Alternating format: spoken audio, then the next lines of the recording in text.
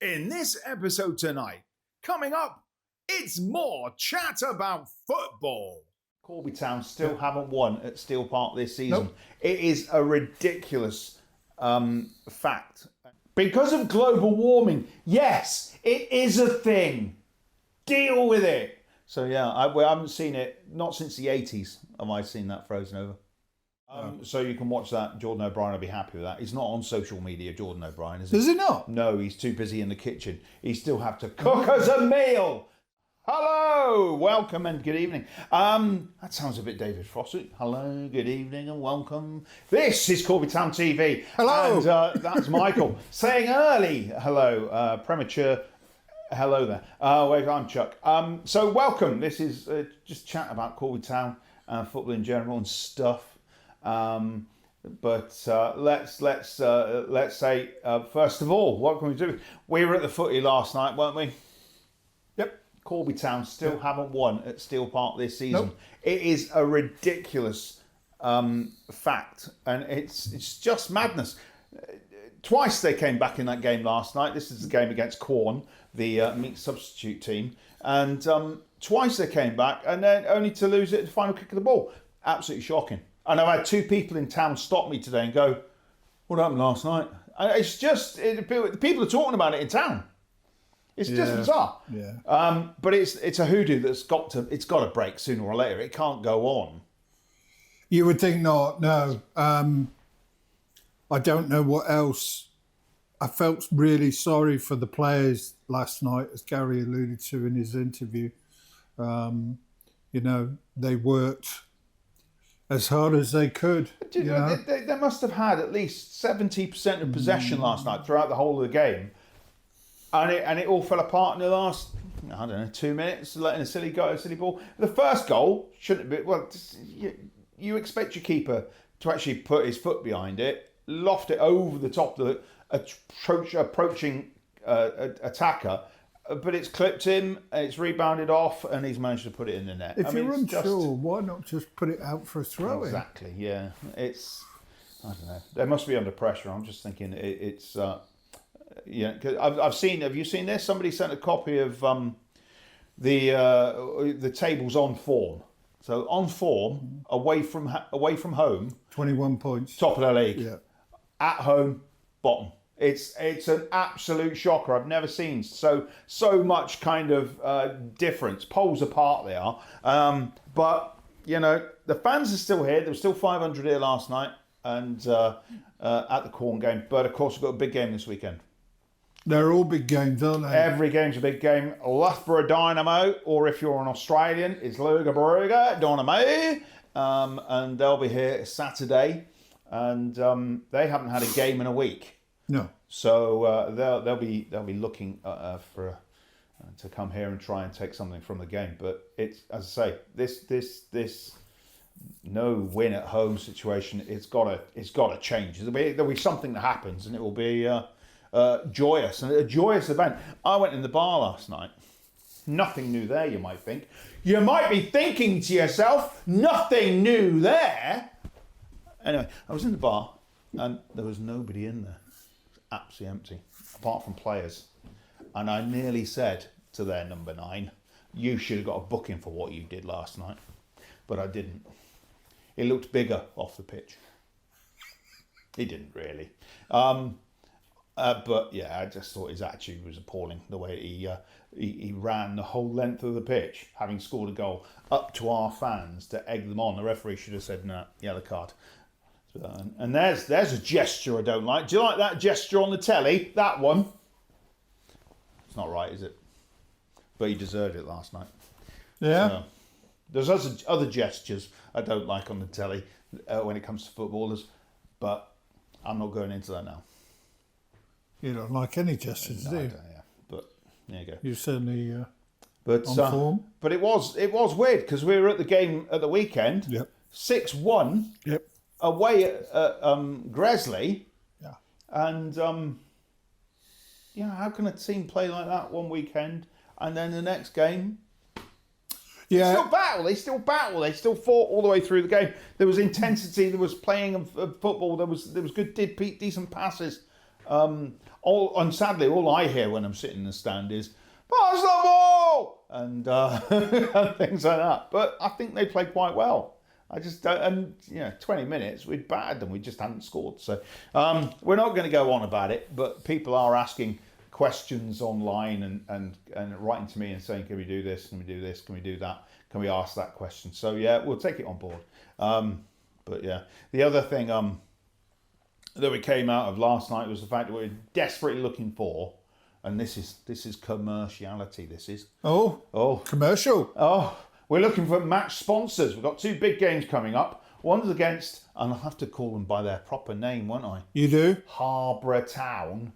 Harbour. Though, somebody said to me the other day, it's quite funny when you're on that telly thing, because they must be watching it on telly like it's a real TV show. I like it when you say Market Harbour Town. I bet they don't like that in Market Harbour. I went, I don't know. Anyway, Harbour Town, we're looking for match sponsorship. If you want to, it's got coffee. If you want to sponsor the game, it would be much appreciated. We've got that game versus Harbour, big game. It should be lots and lots of people here. And also the game on New Year's Day when we're playing Rushton and Higham Town Diamonds United. And and that's a 1 o'clock kickoff. We've got to remember that. It's a 1 o'clock kickoff. It is indeed. Yeah. If you'd like to sponsor the game, even if somebody can come in with a match sponsor of some sort, that would be great. But yeah, the game is available match ball or for sponsorship. Get in contact with Stevie Noble at the club. His email address, I'm sure he won't be too concerned about me shouting that out here, is Stephen, proper name, proper Sunday name, Stephen.noble01 at btinternet.com. You might even appear at the bottom of the screen there. It may well do. Good. But yeah, somewhere here. If there's if you want to sponsor the team in any other way, looking beyond those 2 games, because there's still quite a few games here at Steel Park towards the end of the season, and you'd like to either sponsor the game in some way or come and have the prestigious joy of sitting in the chairman's boardroom and doing all that pre-match kind of goings, lots of beer. Beer available. Contact the club. That'd be great. The other email address would be info@corby.town. No, scrap that. I'll find that out later. We'll find that out later, and that'll be on here. Yeah, but it's there is another email to contact. Imagine the club. not even knowing. Yeah, because I have to use it for the non-league press paper ratings. So yes, so there's things going on, but and we haven't had, because last time we discussed it, last time we were here, we were discussing the youth team, and they haven't played, have they? Because both games have been called off due to adverse weather. That's right. I think because of the heaviness of the rain and everything, perhaps here was a bit heavy, last Monday, and with the first team playing this Wednesday night and the Saturday coming, it made sense probably not to stretch it too much. And I've got to take us back a week or so, actually. I'm going to get this out there. All right, go for it. Yeah. Annoying. Kettering Hillier Cup, we're out of it, as you may be aware. Ridiculous decision, having a referee that doesn't understand that we don't use sin bins at this level. But now I've heard about this. Now, I wasn't at the game, but the referee in the last 15 minutes or so sin binned Toby Hilliard. Now, the sin bin lasts for 10 minutes, but Toby was unsure as to what to do because the process isn't there. Yeah. Gary wasn't aware of the rule, but apparently in the Hillier Cup, because it's the Northampton Senior Cup, there is this sin bin available for the referee to use. The problem is nobody had bothered speaking to the teams beforehand. This isn't a gripe from Corby. Kettering weren't aware of it either. So they were saying, well, what, are you sending that player off or not sending the player off? They were unaware. So it's down to the NFA, really, that they need to highlight this. But we've also got to say that the referee, it was his first game at that level. Yeah, there is that. And as far as this goes, I mean, I've covered a lot of football, UCL level, so it's been around that level and below for a number of years now, maybe 3-4 years, something like that. But the really difficult thing is, it's a yellow card, and you have no idea that somebody's been sin bin. You get a red card for getting sent off, you get a yellow card, and then you wonder why the player's walking off. Do you know what I mean? So it's like one yellow card? Yeah, I think so. It's not like a second yellow card. No, then you would think about seeing them. Not. I think the thing is, you can't see or you don't know what's going on. There's nothing to tell you that the player's been sin bin apart from when you see him walk off. So there's some feedback there for the NFA as to how to make it obvious to the supporters and the team and the player what the next step is. If it's an orange card, for instance, he goes off and walks off for 10 minutes. Who's the one measuring the time on that? Is it the ref? Is it the rhino? I'm not sure, yeah. You know? I mean, I don't know. And it's these kind of things that nobody knows the answers to. And if this led to Gary getting a yellow card because he questioned the ref.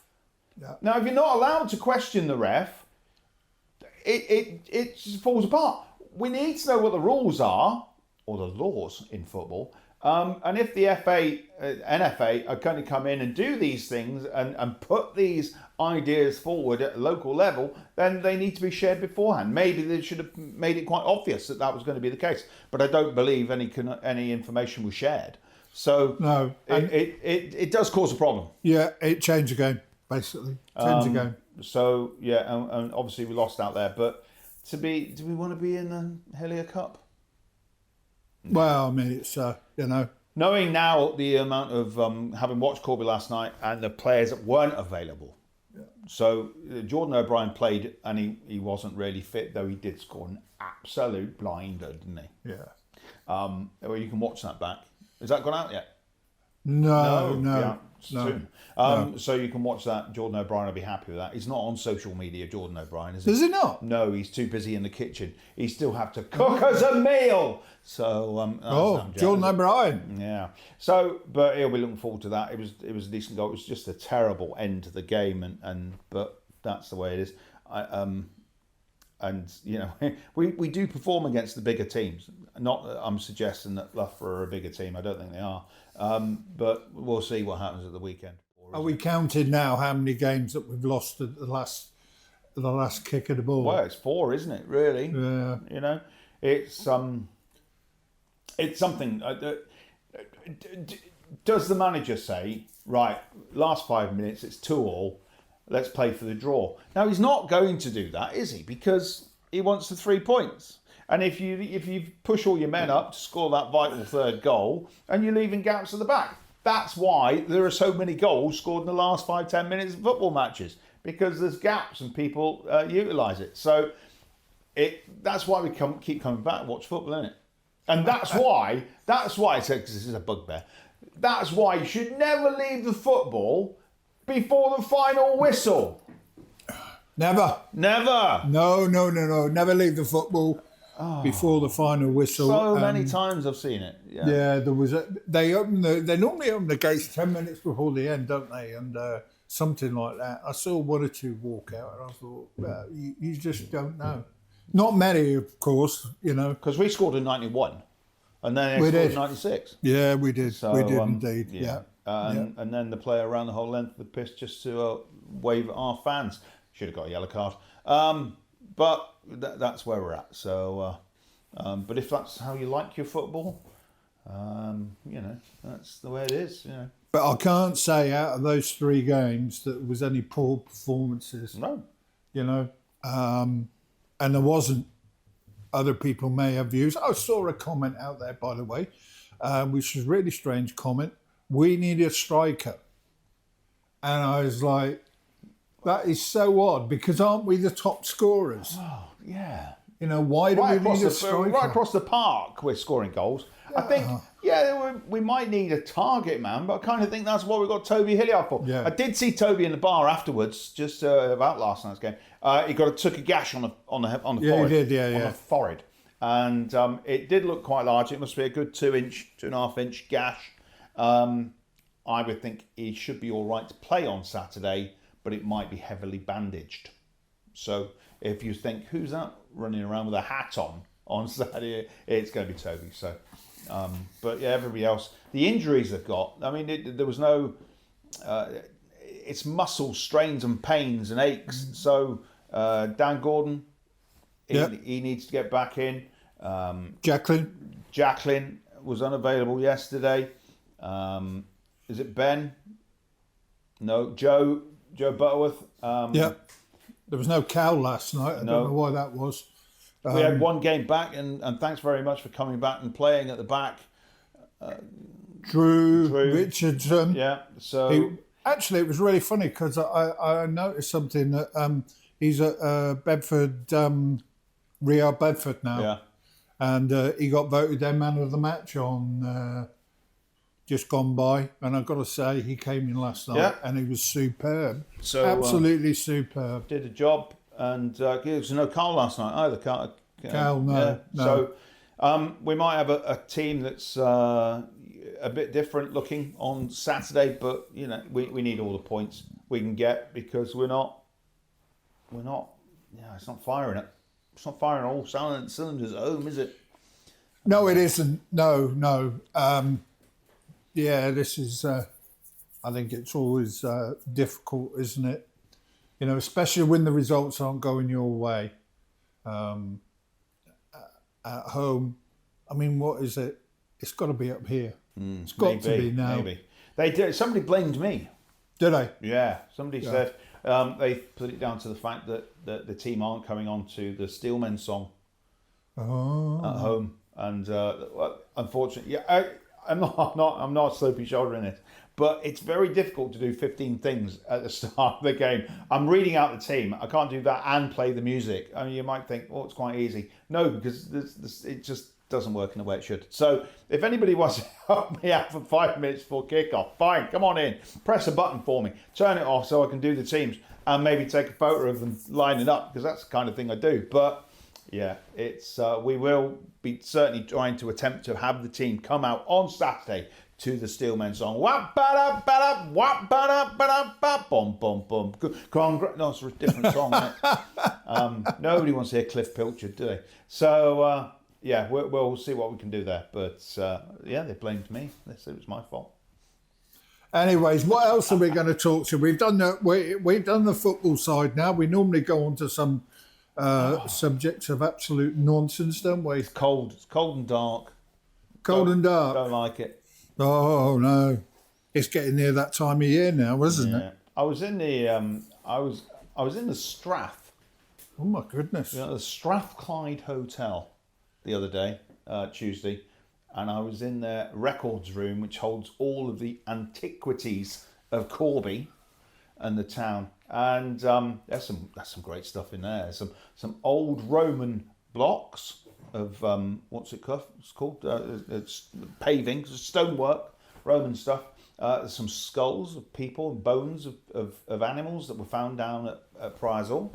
There's some lots of detail about the steelworks.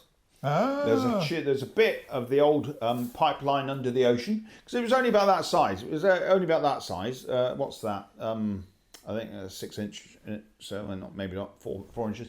But the problem with it, it's got a continuous weld on the inside because they had to swarf it out when they made the pipeline under the ocean, which is where the Pluto got its name from, the pub, pipeline under the ocean. It was to carry fuel across from the mainland of the UK into France for the Second World War. But they couldn't have any swarf on the inside of it. It had to be a clean tube on the inside, and this was because you wouldn't want swarf getting into engines when you. No. So yeah, it was well designed, and there's a piece of it in there, and there's a quote from that warmonger Churchill. So you've got to understand, he was a Tory, wasn't he? So people are going to write, no, he's liberal. No, but anyway. But yeah, so there's bits like that there, and the work stuff, and there's some other stuff, and there's lots about the Pole Fair. And there was a tape, I saw a tape, a videotape in a videotape box. Oh. And it was the 2002 video of the Corby Pole Fair as filmed by Northamptonshire TV. Now I know you might know him, but one of the presenters of that particular day that was filming and talking to people around it was me. Really? Yeah, I was doing that on TV. I've been on TV. I've got the face for TV. Look at that, I'm very pretty. Yeah. I knew that anyway. I was just looking surprised. I just find it bizarre. Cause I was looking at. I had a haircut the other day. I know, and I was looking at the side of a house. The side of the house that you know where the what's that pub called? The Cardigan Arms. Right in the middle of the old village, down the Jam. Right, people call it the Jam. The Jam. It's not the Jam. It's Jam because it's the door frame of a dog's leg door frame and it's called a Jam. Jam. Then next to that pub, there's a building and it's got a plaque built into the side of the wall, and it's written in Roman numerals. And I think it was 1957. They've written it in musical in thingies because that building next door. It's the ones that it's a florist or something, you know. Not that old, but because it's got this kind of plate that says in the Roman numerals on. I might be wrong. It might be 1857, but it certainly had LV11 somewhere on it. So I'm going to check that out because I like an old building, but there's not many. I reckon there's only 20 old buildings over the 150-year mark in the town. And I'm doing a lot on the Strath. I looked at the Strath. Strath went up it was built in the 1950s and kind of opened in the very early 60s. 41 rooms in the Strath now. Really? And, hello. And there was 41 rooms. And now it's a council building. They call it Groa House. It's just not right. And it's I don't know. It's not what it could be. You know, they could do so much more with it. But council buildings, that's what happens to them. Nobody cares. But some people think it's a pretty thing, cantilevered, kind of clever, post-industrial kind of, post-war industrial look building. And some people think it's just really ugly. Wow. It is, though. Isn't Yeah. It? It is a bit. But Corby Skyline would be lost without it, I think. Yep. So, So what's going on down the boating lake then? When? What is it with my mother always says to me, we go down there and generally sort of Thursday or whatever. And during the summer and leading up, we've noticed that all the bushes and reeds and whatever, especially near where the cafe is and that, they used to cut all that back and they don't do it anymore. And it was like real sort of like, why not? Do you know what I mean? The bit leading to the town, you know, with all the lights and everything, they were there today stripping all that back and doing whatever. Through, But the bit actually, you know, the actual bushes, you know, where you would come down, they built they haven't built a path, people have made a path, but they used to cut all that back, you know, but they don't seem to do that anymore. I think they're trying to look after the fisher people, the fishermen, the anglers, who want to sit on the side and not be obvious. So the fish, but I'm aware that most of the fishermen do take the carp and put them back in, which is the right thing to do. You know, to be. That's the way it's got to be, isn't it? And obviously, there's lots of carp in there.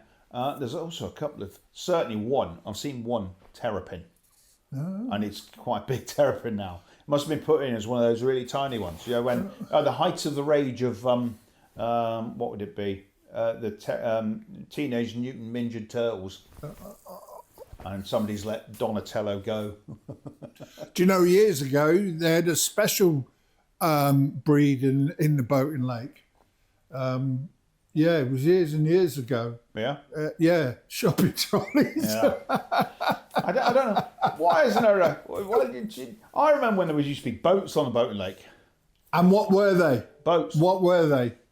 I don't know. Swans? Maybe? What? The boats? Yeah. No, they're just boats.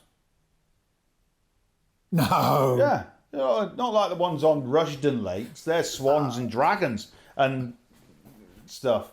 But no, these were just rowboats.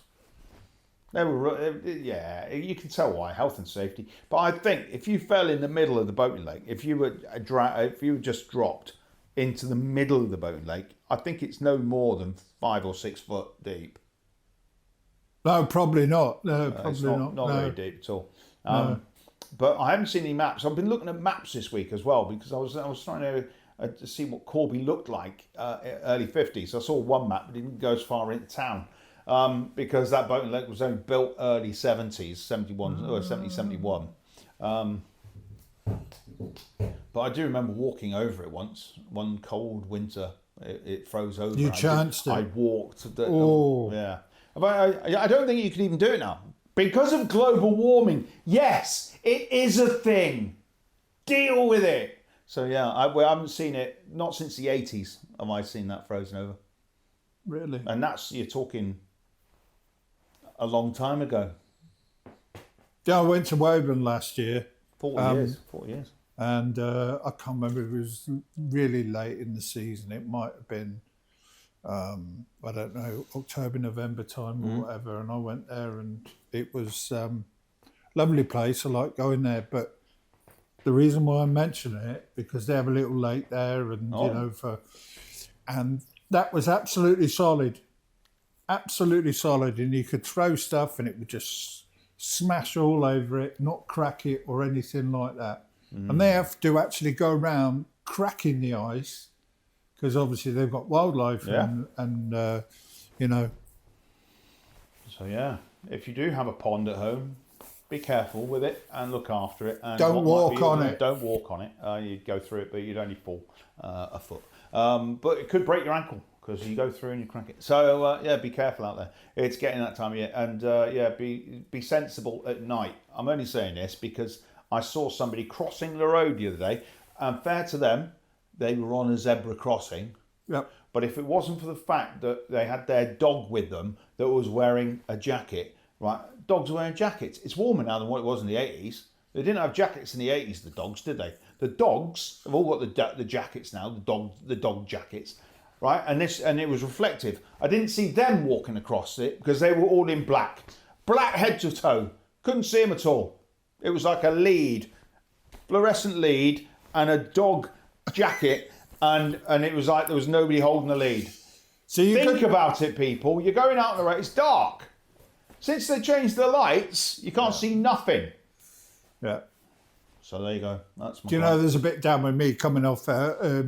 You're probably aware now that the old PV got burnt down. You know, that had a big fire. PV? Yeah, yeah. Oh, I know they're taking it down. It had fire damage on it. Oh, right. But the road going down there, I'm going to mention it because I live there, going towards the new Aldi, you get so far down and they turn all the lights out. There's no lights there on that really bad corner. And then when it gets to Aldi, the lights are on. So for whatever reason, when you're going down there at night, it's on a sharp corner. There's absolutely no lighting. And people, before they put the path in, used to walk on the road. Absolutely no chance. And who do you blame for this? Let's blame Louise Mensch, because she was the one that said, we'll save money in Corby by turning all the lights off. So thanks, Louise. She lives in America now, so she really doesn't care. I did meet her a couple of times, our MP for Corby, Louise Mensch, or as she was beforehand, Louise Bagshaw. And yeah. Have you watched any of I'm a Celebrity, Get Me Out of Here? No. No, because we're not mad! So, yeah. It's absolutely rubbish. It's like when Erin Dawes puts on EastEnders, I'm gone. That's it. I'm not interested. Do you scuttle up the stairs to play your train set? No. No. I normally go in and mess around on the computer. Do something that isn't in the room where EastEnders is on. Awful programme. Vicky! She's not in it anymore, is she? Vicky!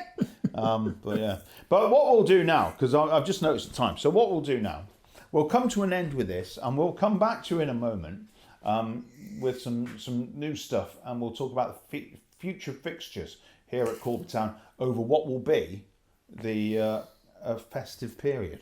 Yeah. Before we go there, I Go on think then. we should mention the next 2 fixtures, which are going to be. Loughborough. That one's already gone. We've Yeah, already all played right. Roughborough. You're going out. You're going ahead. Yeah. All right. We're going ahead in time. So the next 2 fixtures, as Chuck would say, are away to Weaselwood. That's right. Yeah, called a Whizzlewood. Yeah. Yeah, which is on the 2nd of December. Walsall Wood. Is it? Walsallwood. Walsall. Oh, He yeah. calls it Weasel, Yeah, I just couldn't read it right. So that's on which the- we is it believe second? is in Willenhall, don't we? It's near Walsall. Yeah. Yeah. Hence the name Walsallwood. Yeah, so up the M6, not far from the Bestcott Stadium. Don't go to the Bestcott Stadium because they don't play there. Because that's where Walsall play. Well, that's right. They play at the Bestcott Stadium. So that's the 2nd of December. And then on the 9th, Yeah. here versus Market Harbour Town. You're going to hear it here first. Go on then. Right? Do you think that it's set in stone or destiny that we win our first home game against Harbour Town? Because they're top of the league and they're going great guns, apparently. How do these things happen? I don't know. But, I mean, Mitchell's going to come here with a team made up of Corby lads. And it's a different kettle of fish, isn't it? But we'll see how that goes. But we'll come back with more of that in the next episode because it's nearer the time. And I think that's enough fishing to drag you forward and make us watch the next episode. Yeah, please come back. Yeah. Because we didn't say it earlier, but like, subscribe, and hit the notification button. That's what you have to do. The number's going up. We're doing all right. Yeah. I know. Yeah, we're kind of steady at the moment. Good. You know, come on the show. Come on the show. Yeah. Yeah, come on the show. People are saying, oh, you know, you don't have guests or whatever.